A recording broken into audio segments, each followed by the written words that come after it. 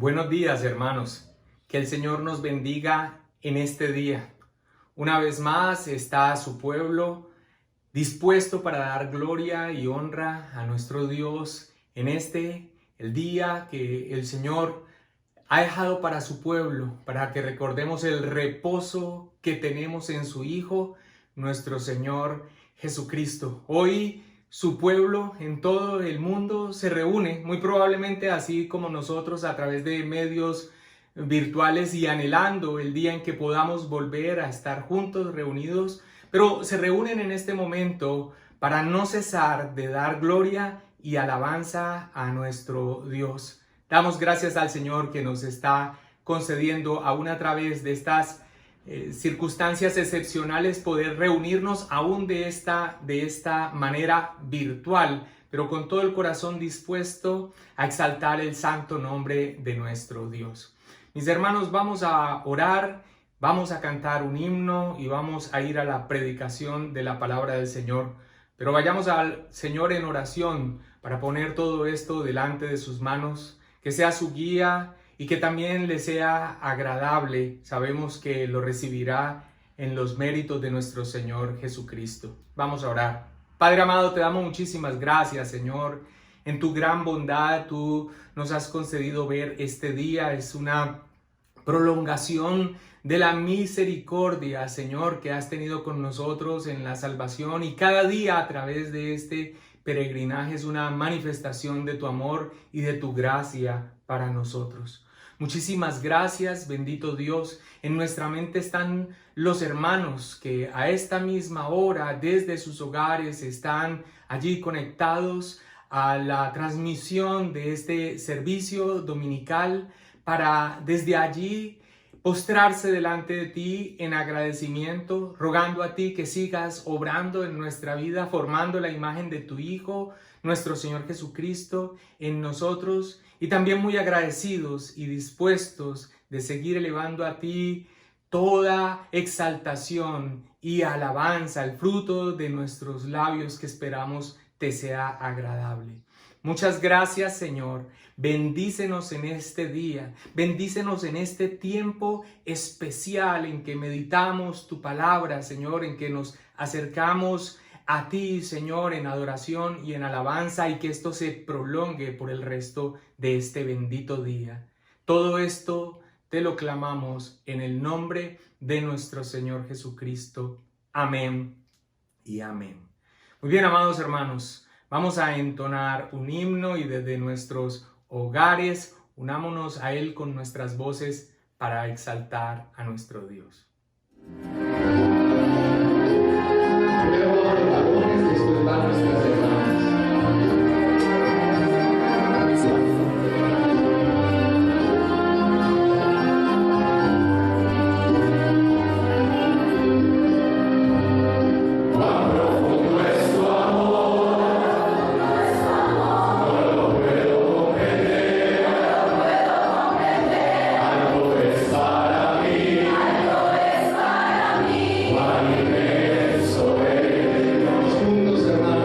Wow.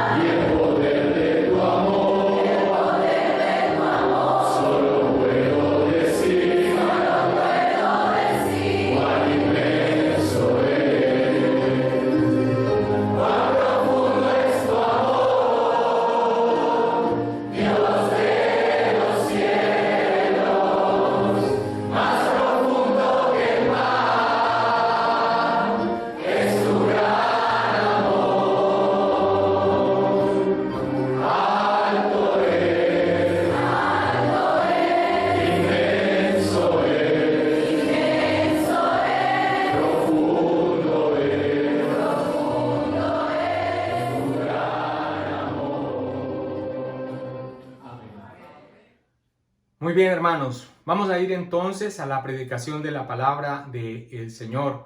Hoy va a ser expuesto el texto de 2 Corintios capítulo 7 y vamos a exponer desde el versículo 8 hasta el versículo 11.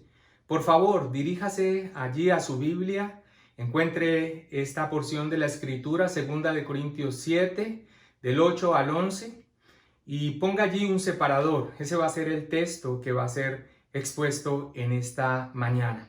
Y una vez usted haya separado allí en su Biblia el texto, le pido el favor que sin perderlo vayamos hasta el libro de los Proverbios, Proverbios capítulo 3, el versículo 11 y 12, y lo vamos a leer a manera de introducción en el sermón de esta mañana. Proverbios capítulo 3, el versículo 11 al 12, dice así la bendita palabra del Señor. No menosprecies, hijo mío, el castigo de Jehová, ni te fatigues de su corrección. Porque Jehová al que ama castiga, como el padre al hijo, a quien quiere. La corrección de Dios, los tratos aflictivos para los suyos son una manifestación del profundo amor de Dios para sus hijos. El sello de nuestra filiación, el sello de nuestra filiación, una evidencia de que somos sus hijos. Así se referían los puritanos al obrar providencial de Dios en la vida de los creyentes mediante su disciplina, las pruebas y las aflicciones que experimentamos en nuestra vida. La palabra del Señor dice, porque el Señor al que ama disciplina y azota a todo el que recibe por hijo. Está escrito en Hebreos capítulo 12, versículo 6. Ahora, para muchos esto es inaceptable. En su concepción de lo que Dios debería ser, no está incluido que haga uso de aspectos dolorosos en la vida y mucho menos que lo haga impulsado por amor, porque Él es impulsado por su amor.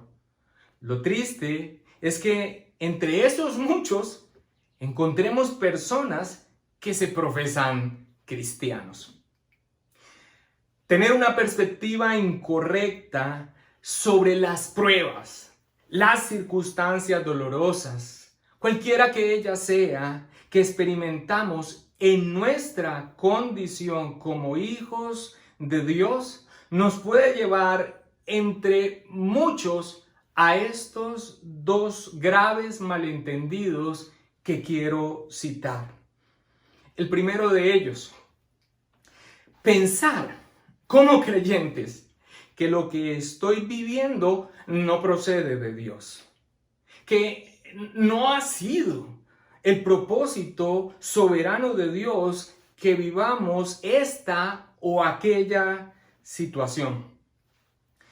Algunos creyentes con una perspectiva no bíblica sobre el control providencial de Dios de todo lo que sucede en la creación, con una vista muy corta, asignan las cosas difíciles que viven exclusivamente a un obrar del diablo, de los demonios, de los enemigos, de la maldad del hombre, de las consecuencias propias de sus propias torpezas.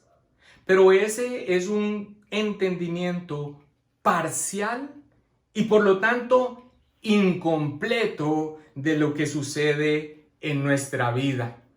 Sí, es verdad que el enemigo de nuestras almas, la maldad del hombre, las condiciones propias de este mundo caído y nuestros propios pecados son causa de gran parte de las aflicciones que experimentamos, pero no son, como lo expresan los teólogos, la causa primaria.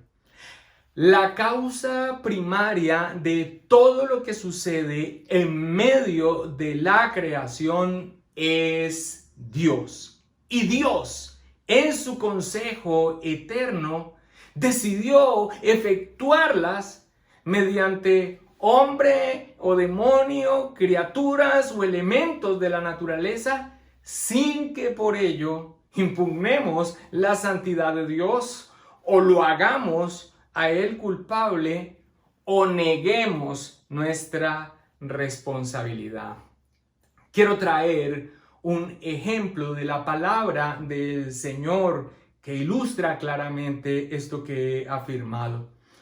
Cuando Job atravesó todas las circunstancias, las calamidades terribles que vivió, el robo de sus animales, el asesinato de sus siervos a mano primero de los sabeos y después de los caldeos, cuando sus ovejas fueron quemadas por los elementos de la naturaleza, cuando sucedió la muerte de sus hijos por una ventisca que derrumbó su casa sobre ellos, y cuando la enfermedad lo cubrió desde la planta de los pies hasta la coronilla, y todo esto orquestado por Satanás, Job, en medio de su dolor, dice la palabra, se postró en tierra y adoró a Dios.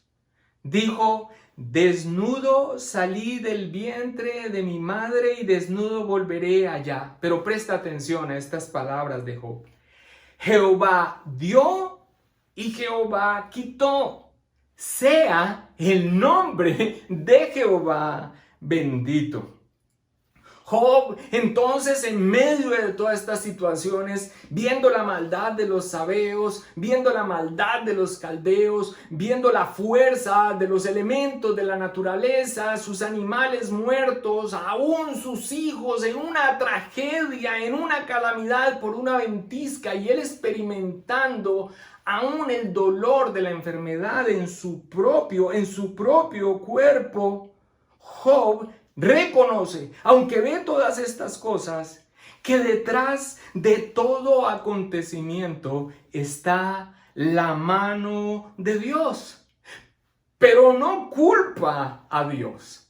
Todo lo contrario, bendice a Dios.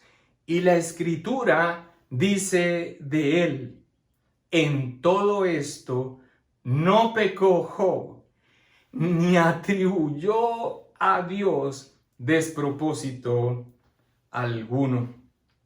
Esta primera perspectiva, este primer malentendido es terrible.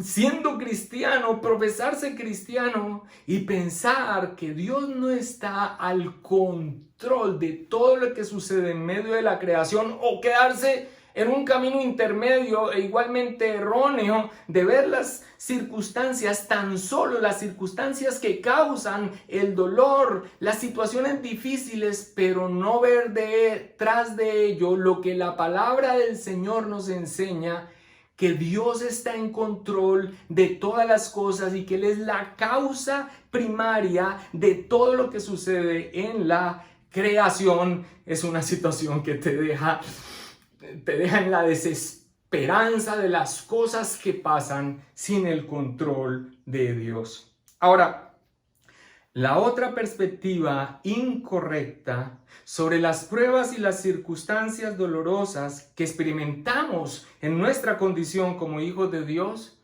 es que, a diferencia del primer malentendido que acabé de señalar, no se dude que Dios está en control de todo lo que sucede en nuestra vida como creyentes, pero que ante el dolor que nos aflige, dudemos de su amor y de su ternura paternal para nosotros.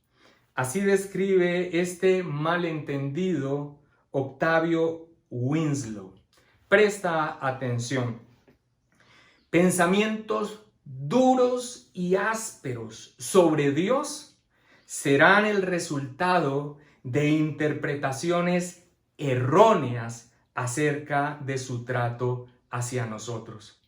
Si por un momento quitamos el ojo del corazón de Dios en la hora y profundidad de nuestras pruebas, estaremos preparados a prestar atención a toda sugerencia oscura del adversario.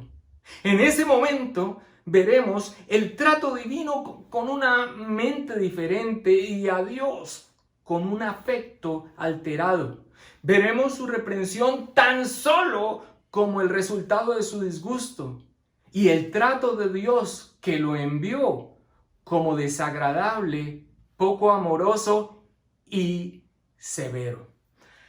No, hermanos, los tratos aflictivos que Dios en su providencia inflige a los suyos son una manifestación del profundo amor, la ternura y el favor de nuestro Padre Celestial. Así como la disciplina de un padre amoroso terrenal arranca lágrimas a su hijito para su bien, así Dios providencialmente obra a través de las dolorosas circunstancias que están bajo su mano para cumplir su propósito eterno en nosotros, ser hechos conforme a la imagen de su Hijo.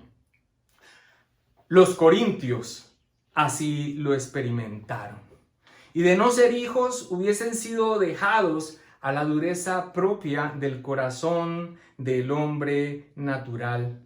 Pero ellos eran hijos y recibieron el trato paterno de Dios a través de la dolorosa reprensión del apóstol Pablo. De esto nos habla la porción de la Escritura que nos corresponde en esta mañana. Este sermón tiene por título, y creo que en la introducción se logra entender por qué, los tratos aflictivos de Dios, el amor que corrige. Y en 3 puntos he dividido este sermón. El primero de ellos es el dolor y el amor de la mano en la corrección. El segundo punto es la correcta motivación. El amor impulsa a la corrección. Y finalmente estaremos viendo en el tercer punto el resultado exclusivo de la corrección en los hijos de Dios. Vayamos entonces a nuestro texto de estudio e iniciemos leyendo el versículo 8. Segunda carta a los Corintios, el capítulo 7 y el versículo 8. Muy bien, dice así la palabra del Señor. Porque aunque os contristé con la carta, no me pesa, aunque entonces lo lamenté, porque veo que aquella carta, aunque por algún tiempo, os contristó. Todo este capítulo 7, como lo vimos en el último sermón, tiene un acentuado énfasis en la consolación divina, específicamente la mutua consolación que entre hermanos Dios nos brinda. Pero como también allí lo mencionamos, hay un aspecto de la mutua consolación que no siempre es considerado como parte de ella: la reprensión, la exhortación, la disciplina. El apóstol Pablo escribió esta dura carta a la que se refiere aquí en el versículo 8, que también conocemos como la carta severa, la escribió con dolor. Pero además de que la escribió en medio de su propio dolor, la carta también produjo dolor a quienes iba dirigida. La escribió desde Éfeso, a donde había regresado después de haber hecho aquella visita a los Corintios que no salió nada bien y que también conocemos como la visita dolorosa. Y le escribe a un afectado por el recuerdo de ese momento donde en medio de la congregación alguien lo desafió abiertamente, desautorizándolo, y la iglesia guardó silencio, no hizo nada. Aquí mismo, en la segunda carta a los Corintios, describe las emociones que lo embargaban al escribirla. Mis hermanos, sin perder el texto de estudio, devolvámonos unos capítulos más y vayamos hasta el capítulo 2, segunda de Corintios 2. Especialmente dirijámonos al versículo 4, la primera parte. Dice así: porque por la mucha tribulación y angustia del corazón os escribí con muchas lágrimas. Ahora, cabe anotar lo que ya hemos tratado en otros sermones, que el dolor de Pablo no provenía de un ego herido, sino de ver a la iglesia, después de haberse quedado callada cuando debía actuar, endurecida en silencio en su pecado. Ahora, así como el apóstol Pablo experimentó dolor en la redacción de la carta, en el envío de la carta, en saber lo que iba a producir, asimismo los corintios también experimentaron dolor a través de esa carta al recibirla.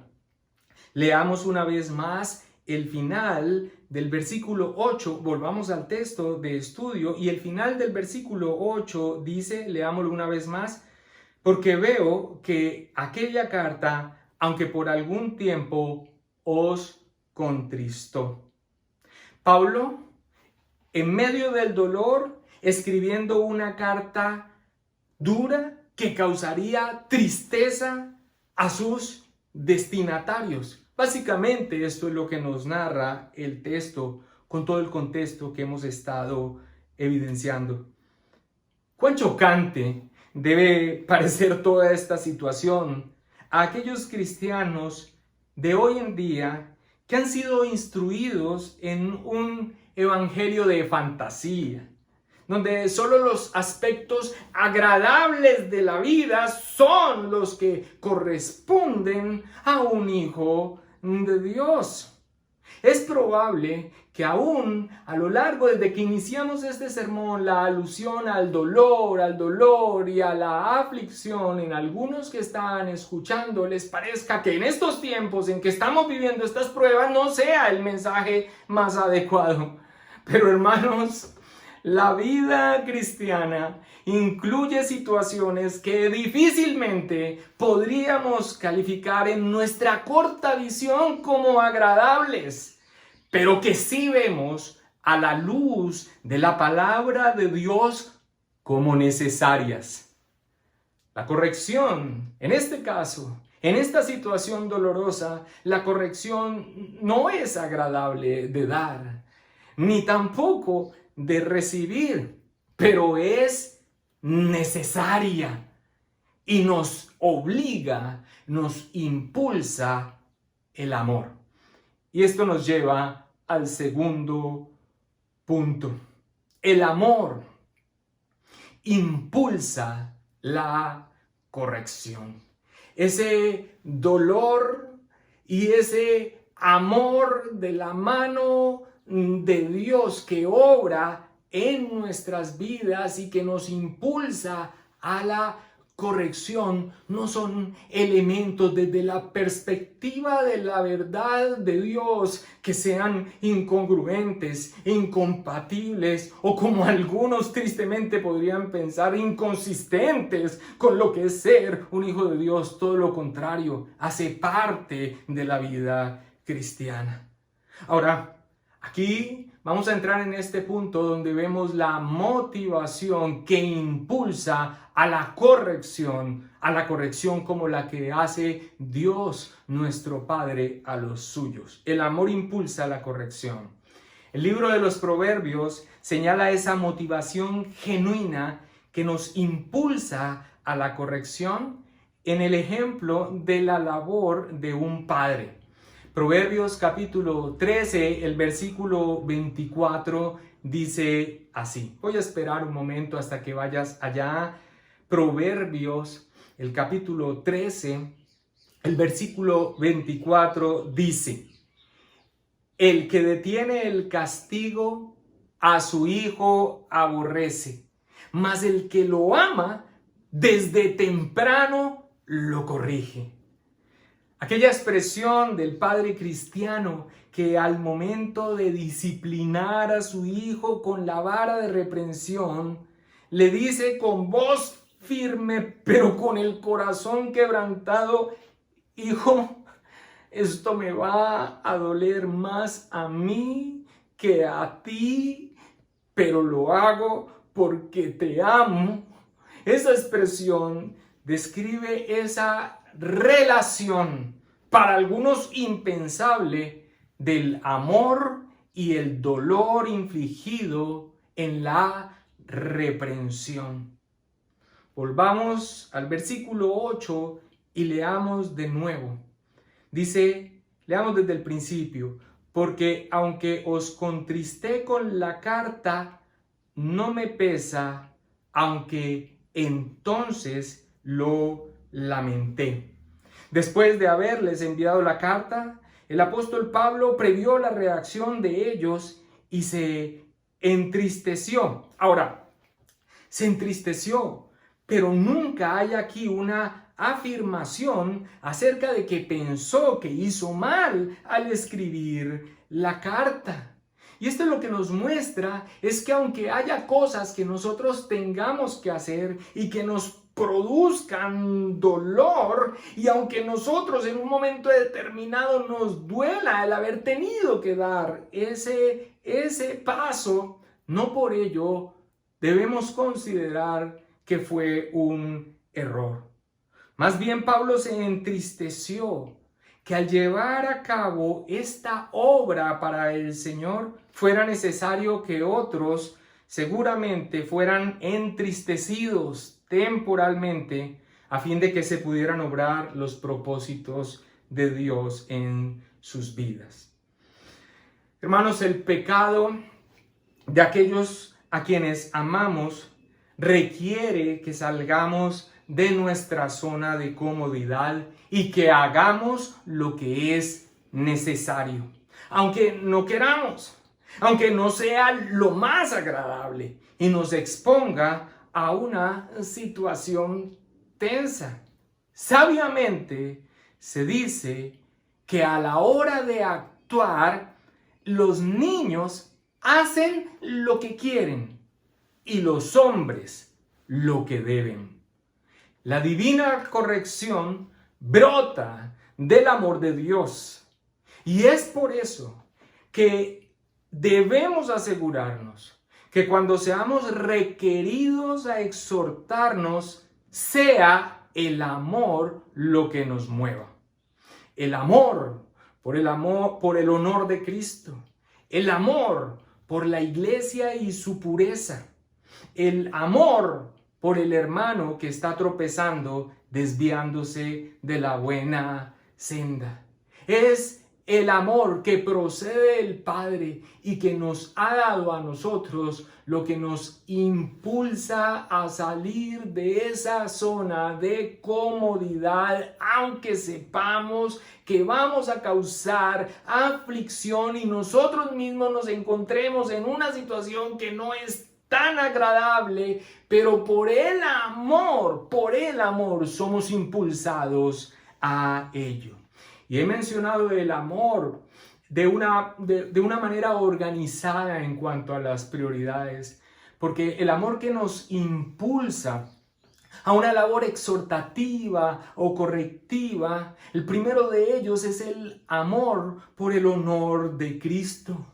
Porque cuando simplemente nos quedamos callados y estamos allí, no nos queremos meter en ningún problema, el testimonio terrible es visto por los de afuera y la palabra dice que el nombre de nuestro Señor es blasfemado a causa de ello. Así que debemos actuar impulsados primariamente por el amor a nuestro Señor Jesucristo y su honor. pero también impulsados por el amor a la iglesia local y a su pureza. Porque bien nos advierte la palabra del Señor que el pecado es como la levadura que va leudando y se va extendiendo. No es simplemente pensar que ya pasará, no es pensar que eso es algo que tiene que ver tan solo con esa persona y ella verá y recibirá las consecuencias. Esto afecta al cuerpo. Hermanos, ese sentido de unidad y corporativo que tiene la iglesia no puede ser olvidado y amamos a nuestra iglesia. Y es por esto que también somos impulsados en amor aún a estas situaciones difíciles. Y también el amor por el hermano que está tropezando, que está desviándose de la buena senda. Y aunque lo diremos ahora más adelante, porque nosotros por la palabra del Señor y posiblemente por experiencia personal sabemos a dónde conducen esas sendas de engaño a los pies de los creyentes, a un dolor amargo, distinto a todo esto que estamos mencionando, sino algo verdaderamente agrio en la vida del creyente. Muy bien, y entramos al tercer punto, el resultado exclusivo de la corrección en los hijos de Dios. Aun cuando todo lo que rodeó la redacción, el envío de esta carta severa, está teñido de dolor, de incomodidad, de ansiedad, incluso en cuanto a la reacción, Pablo ahora puede decir, como leímos, aunque sabe que esto produjo por un breve momento aflicción, los afligió, dice que no le pesa. Y esto, mis hermanos, sabiendo cuál ha sido la respuesta que los corintios dieron de esta situación correctiva, por el resultado, puede decir, no me pesa, por el resultado que tuvo y por el que Pablo debe haber rogado intensamente a Dios. ¿Cuál? El arrepentimiento de los corintios. Leamos por favor el versículo 9 de nuestro texto de estudio, 2 Corintios 7, 9. Dice, ahora me gozo, no porque hayáis sido contristados, sino porque fuisteis contristados para arrepentimiento, porque habéis sido contristados según Dios, para que ninguna pérdida padecieseis por nuestra parte. Ahora me gozo, no porque hayáis sido contristados, sino porque fuisteis contristados para arrepentimiento. La corrección busca hacernos volver a la buena senda y aunque causa dolor a todas las partes involucradas, desea librarnos de un dolor realmente amargo. Alguien escribió, el placer del pecado es breve, mientras que el dolor que produce perdura. El dolor del arrepentimiento es breve, mientras que el gozo que produce perdura. El Salmo 126 es un cántico que habla de la alegría, del gozo, del regreso del pueblo de la cautividad en Babilonia. Y los versículos 5 al 6 dicen en este Salmo 126 lo siguiente. Salmo 126, los versículos 5 y 6. Dice, los que sembraron con lágrimas, con regocijo segarán. Irán dando y llorando el que lleva la preciosa semilla, mas volverá a venir con regocijo, trayendo sus gavillas. Calvino comenta que esta oración debe extenderse tanto al futuro como al pasado de ese pueblo que en ese momento se encontraba en cautividad. al futuro, porque al momento en que ellos regresaran, y aunque todo fuera duro al principio, debían mantenerse en esperanza gozosa. Pero también este cántico debe extenderse hasta el pasado, al mismo momento en que ellos fueron llevados cautivos, porque fueron llevados en lágrimas a causa de su pecado, cautivos a causa de su pecado. Pero el resultado, que esa experiencia dolorosa, 70 años en la cautividad del pueblo, tendría en ellos, por la voluntad y misericordia de Dios y porque era su propósito, un fruto deseable, una purificación obrada a través del dolor para su bien. Lo que sembraron con lágrimas, entonces en este entendimiento, su torpeza, su dureza, el no escuchar del anuncio de Dios continuo a través de los siervos, los profetas, con regocijo segarán cuando experimenten el trato aflictivo de Dios y el resultado que se espera de los creyentes, arrepentimiento. Irán andando y llorando el que lleva la preciosa semilla, mas volverá a venir con regocijo trayendo sus gavillas. Este aspecto, este enfoque de este salmo tiene todo que ver con lo mismo que estaban viviendo los mismos corintios y con el fruto que produjo en ellos. Con lágrimas, llorando, los corintios y Pablo recorrieron este trato aflictivo que Dios trae sobre todos los suyos.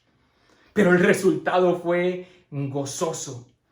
No el proceso, no lo que experimenta, ni el que exhorta, ni el que es corregido a la hora de la confrontación, pero sí el resultado.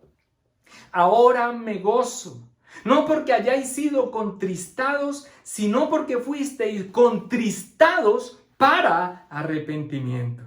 Hermanos, ¿cómo no leer una vez más la palabra de Dios a través del escritor inspirado de Hebreos cuando sobre esto escribe en Hebreos capítulo 12, el versículo 11, lo siguiente?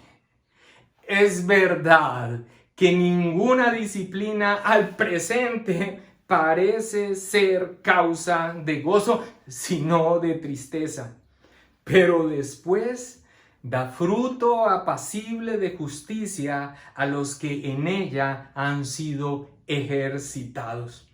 Así traduce de manera extendida la Nueva Traducción Viviente. Escucha, ninguna disciplina resulta agradable a la hora de recibirla. Al contrario, es dolorosa. Pero después produce la apacible cosecha de una vida recta para los que han sido entrenados por ella. Mis hermanos, iglesia, la corrección divina a través de los medios que Dios usa, llámese la exhortación humana, la persuasión por su palabra o las circunstancias que Dios en su providencia trae a nuestra vida, tienen un efecto, un resultado para nuestro bien, según el propósito de Dios en nosotros. Es probable que ese fruto que se espera, el arrepentimiento, brote del verdadero creyente que ha sido corregido, sea cosechado rápido y con abundancia, o que se tarde en brotar debido a nuestra testarudez y haciendo con esto que las consecuencias de nuestro pecado sean más graves y dolorosas. Pero de esto estamos seguros por la palabra de Dios, que un hijo de Dios responderá positivamente a la disciplina paterna de Dios. Porque de no ser así, La Biblia presenta esta obstinación como muestra de una falsa profesión de fe. Que el tal, después de haberse agotado los procesos que ordena en su palabra nuestro Dios para estos casos, debe ser tomado por gentil y publicano como un impío. Y entonces llegamos a este punto que es el título de esta tercera sección del sermón. La respuesta exclusiva, el resultado exclusivo de la corrección en los hijos de Dios. Porque todas estas circunstancias a ningún ser humano, cualquiera que ellas sean de los que hemos estado mencionando, en este caso en la palabra, un proceso de exhortación y de corrección no es agradable, pero tiene un resultado distinto en quien es recibido según su condición. Este es el resultado diferente ante tal vez las mismas circunstancias cuando viene sobre un hijo de Dios, un hombre pecador, pero redimido y dotado por el Santo Espíritu, y alguien que no lo es. Así describe la palabra de Dios el resultado de estas situaciones aflictivas, incluso la corrección, la persuasión y la advertencia en el hombre que aún continúa en su necedad. El hombre que reprendido endurece la cerviz, de repente será quebrantado y no habrá para él medicina, dice Proverbios 29:1. Pero los corintios, por la bondad de Dios, atravesaron todo el dolor de la reprensión para arrepentimiento. Leamos una vez más el versículo 9. Ahora me gozo, no porque hayáis sido contristados, sino porque fuisteis contristados para arrepentimiento. Y dice a continuación, porque habéis sido contristados según Dios. Esta es la clase de tristeza que Dios quiere que su pueblo tenga. Sí, que Dios quiere que su pueblo tenga. Una que le conduzca como una mano firme pero amorosa al arrepentimiento, a cambiar de rumbo. Una tristeza resultado de la reprensión que no resulte en cambio de rumbo. No es esa tristeza según Dios. Un cambio de mente. Así traduce literalmente la palabra que tenemos nosotros en nuestras Biblias como arrepentimiento. Un cambio radical en el curso que se llevaba al experimentar el dolor de la corrección y de haberle fallado al Padre Celestial. Ahora, este resultado que brota de los tratos aflictivos de Dios confirman que somos hijos. Mira lo que dice a continuación Pablo en el versículo 7. Segunda de Corintios 7:10. Porque la tristeza que es según Dios produce arrepentimiento para salvación, de que no hay que arrepentirse. El arrepentimiento que brotó de los corintios les señalaba como creyentes genuinos. Confirmó su genuino estado como hijos de Dios. Por eso Pablo escribe: la tristeza que es según Dios produce arrepentimiento para salvación. Estos corintios eran creyentes y con su respuesta evidenciaron esa condición de hijos de Dios. Por otro lado, algunos que no lo son, pero que lo profesan ser, toman un camino distinto que evidencia realmente cuál es su verdadera condición espiritual. MacArthur comenta al respecto: ellos, los corintios, no se pusieron a la defensiva, no se victimizaron ni buscaron justificar su conducta pecaminosa. Todas estas son actitudes que tiene el hombre natural, aún el que tiene conocimiento de la palabra del Señor, aún el cristiano nominal, tan solo de nombre, cuando entra en el rigor de los tratos aflictivos de Dios. Es probable que inicialmente algunos rasgos de esta actitud necia fueran la respuesta que brotó ante los en los corintios ante la corrección, pero finalmente se doblaron ante Dios. No sucede así con el hombre natural.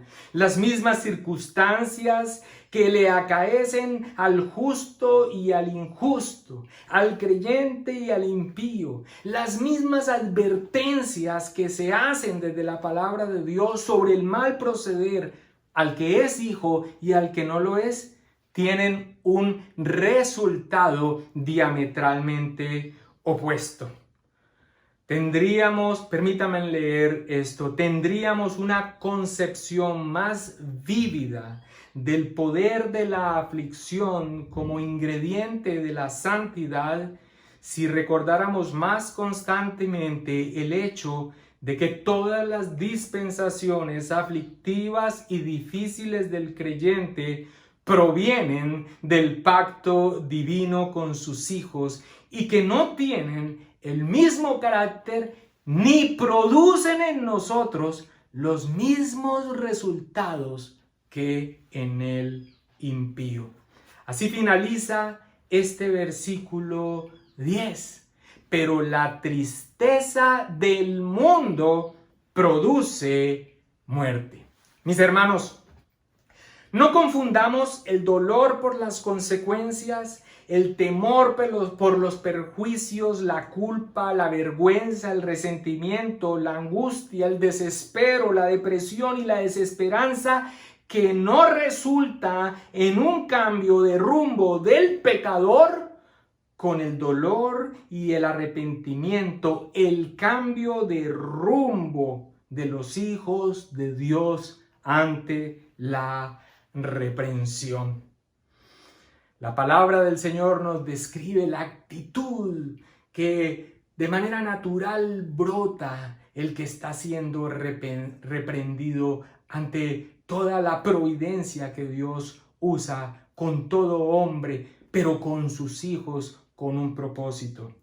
Dice Proverbios 27:22, aunque majes, aunque muelas al necio en un mortero, entre granos de trigo majados con el pisón, no se apartará de él su necedad. Tomar un camino diametralmente opuesto al que se llevaba es la evidencia de un verdadero corazón arrepentido. Esto es lo que finalmente en este texto que estamos exponiendo, gozoso, Pablo señala de los Corintios. Versículo 11. Dice, porque he aquí esto mismo de que hayáis sido contristados según Dios. Y antes de continuar, permíteme parafrasear esta expresión del apóstol Pablo. Aquí está la muestra que el dolor que ustedes experimentaron fue una manifestación del amor paternal de Dios. ¿Cuál es esta muestra? ¿Qué evidencia presenta Pablo de que simplemente todo esto no fue un mero dolor infligido entre personas en medio de sus conflictos?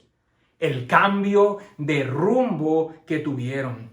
Precisamente el faltante que Juan el Bautista les señala a los fariseos cuando venían a su bautismo sin ninguna convicción interna. Él les dice: haced frutos dignos de arrepentimiento. Esta es la muestra. Aquí se muestra que el dolor que ustedes experimentaron fue una manifestación del amor paternal de Dios. ¿Cuál, Pablo?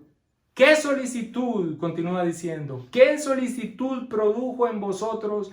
¿Qué defensa? ¿Qué indignación? ¿Qué temor? ¿Qué ardiente afecto? ¿Qué celo? ¡Qué vindicación! En todo os habéis mostrado limpios en el asunto. El cambio radical de rumbo que se llevaba ante los tratos aflictivos de Dios amorosos con los suyos. El arrepentimiento, un cambio de rumbo del camino que se llevaba. Esa es la muestra. Y como si Pablo quisiera dejar plasmado el arrepentimiento pleno de los corintios con toda intensidad, en 7 expresiones registra el cambio radical producido en los corintios con respecto a la actitud inicial que tuvieron en el conflicto de aquel hombre que desafió su autoridad públicamente y ante la cual ellos guardaron cómodamente silencio. Alabado sea nuestro Padre, que en su amor no nos deja sin corrección en medio de nuestros pecados. Dulces son los usos de la adversidad para un heredero del cielo, escribió un antiguo predicador. Quiero terminar extendiendo un poco más el compás del entendimiento que nos deja esta porción de la palabra de Dios. Y aunque ya lo he mencionado, que los tratos aflictivos de Dios provienen de su amor y ternura paternal y que aún con todo el dolor que traen cumplen un objetivo glorioso en nuestras vidas. Y es que estos tratos aflictivos de Dios van más allá de la mutua corrección que nos hacemos, que es de lo que trata el texto expuesto. Van más allá de la exhortación que hacemos y recibimos por el pecado o de un doloroso proceso de disciplina, que es lo que está narrado aquí en nuestro texto de 2 Corintios 7, 8 al 11. Hermanos, todo esto se extiende más allá. Los tratos aflictivos de Dios conciernen todo aspecto doloroso que enfrentamos en nuestra vida, incluso aquellos que no relacionamos directamente con un pecado. Así iniciamos este sermón, citando a los puritanos que llamaban el sello de nuestra filiación al obrar providencial de Dios en la vida de los creyentes mediante su disciplina, ¿sí?, las pruebas y las aflicciones que experimentamos en nuestra vida. Porque ante la convicción del control providencial de Dios de todo lo que sucede, pero también ante el dolor que experimentamos los creyentes en esta vida y conociendo por la palabra de Dios del amor inmutable para los suyos en Cristo Jesús, con todas estas cosas frente a nosotros, debemos concluir, aferrarnos y afirmar lo que la Biblia misma afirma, que todas las cosas nos ayudan a bien, a los suyos, a sus hijos, los que conforme a su propósito son llamados. Todo obra a favor para cumplir su propósito eterno para nosotros, ser hechos conforme a la imagen de su Hijo, siendo el primogénito entre muchos hermanos. Y esta última parte de ser el primogénito entre muchos hermanos nos recuerda en este lenguaje nuestra afiliación, nuestra condición de hijos a Dios como nuestro Padre. Esta debe ser la perspectiva ante todo lo que acontezca en nuestra vida, incluso lo que está aconteciendo ahora, a nivel general, pero también las luchas de tu mente, las luchas de tu corazón, cómo pasan los días, cómo un día tal vez estás bien y tal vez en otro día las cosas se ponen más oscuras y se ven las nubes más cargadas de oscuridad. Todo esto, si eres un hijo de Dios, es el obrar de nuestro Padre amoroso en sus tratos sabios y en ocasiones aflictivos para nuestro bien.